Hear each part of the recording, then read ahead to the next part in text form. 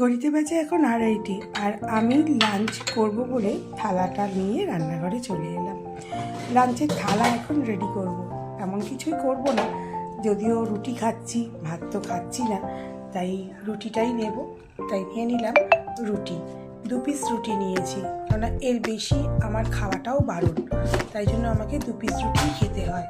আর যেহেতু সুগারটা অতিরিক্ত বেড়ে যাচ্ছে, সেহেতু 2 পিস রুটি আমার জন্য যথেষ্ট।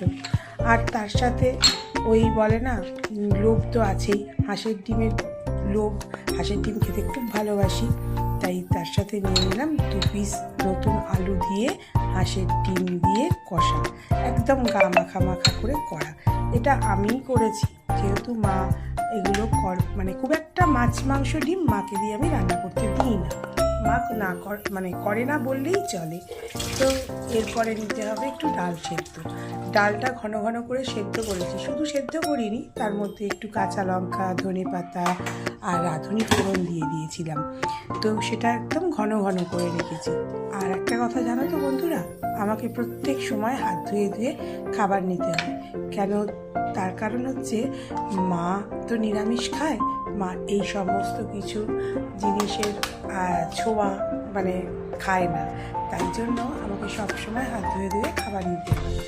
যাই হোক, আমার লাঞ্চের থালা রেডি করে নিয়েছি, এর বেশি করা যাবে না। আর মায়ের জন্য অনেক কিছু।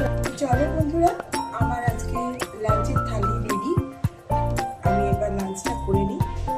মোটামুটি ভালোই বেলা হয়ে গেছে।